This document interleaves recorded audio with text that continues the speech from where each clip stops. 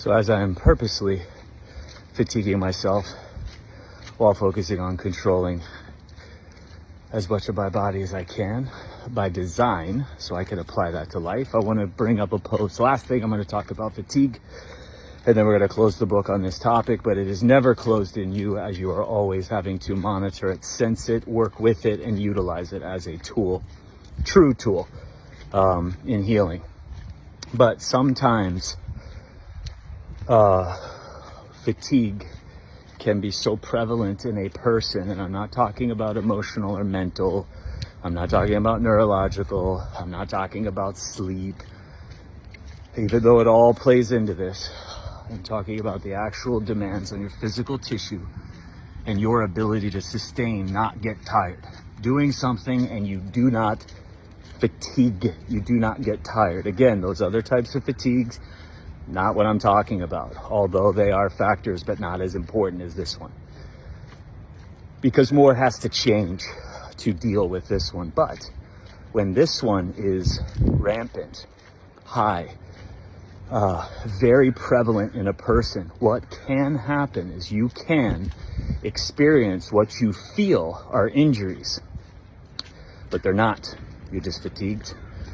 And then what happens is, when you work on putting yourself in a position to be fatigue resistant, fatigue pliable, fatigue workable, when you actually understand what it is and taste it and use it as a, as I said, a super tool, ingredient, all of a sudden these injuries resolve with you changing absolutely nothing other than just resisting fatigue, becoming very, very fatigue resistant. And then what happens, the beauty part of approaching it this way, is what truly is an injury shows up. What truly needs to change in your body and your life shows, and it's very clear.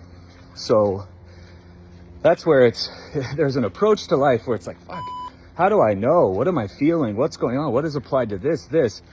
But that's why we can't look at the body, look at a symptom caused from this single input, or this is caused by this. It can't. We have to address it all at all times. And when you do, the clarity that comes through with what your next step is, the clarity that comes through with where you are supposed to be guided, or you are going to target next, or what needs to change, or what you need to amplify, or what you need to modify, or what you need to totally get creative with, becomes very obvious.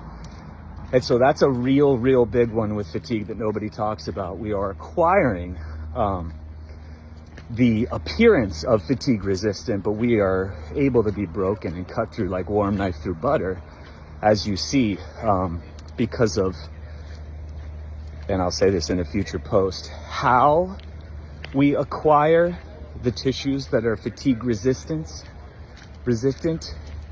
is just as important as the tissues itself, as the tissues themselves.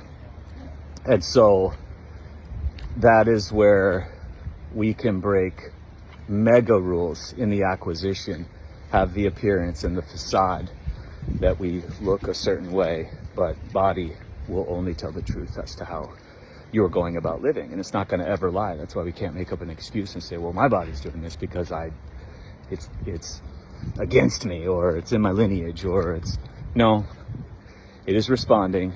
Just like I'm sweating right now. Something wrong with my body? Oh my God, I have this liquid pouring through my skin. What is going on? I must be pathological. We must get rid of this liquid. Let's measure this liquid and see what's in it. Oh my God, there's debris and there's toxins. Oh, there's tattoo ink coming out of my skin. Oh my God, I must be... Nobody's going to ask you the question, were you just doing work? Did you just increase the temperature of your body through work? Did you just contract muscle body-wide, pumping lymph, releasing and costing energy?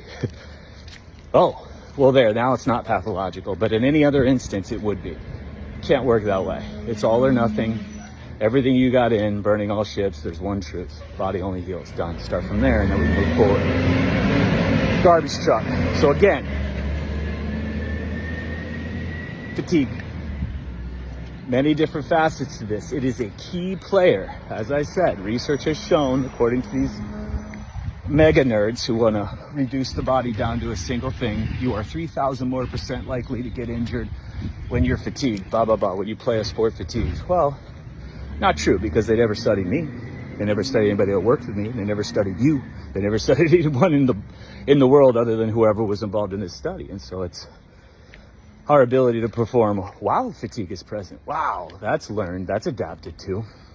Or understanding types of fatigue, understanding energy, understanding what costs what on a day-to-day basis, what's different about me versus you, or me today versus me tomorrow.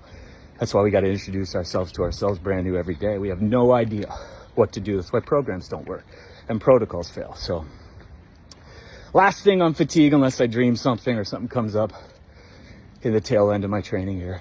But yeah, you can have the appearance of what feels like, looks like, acts like injury, true tissue damage, and it's just you have just global fatigue body wide.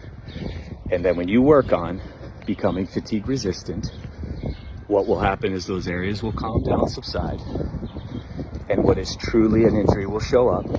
What is truly a symptom of healing will show up. What is something that you really need to pay attention to will show up.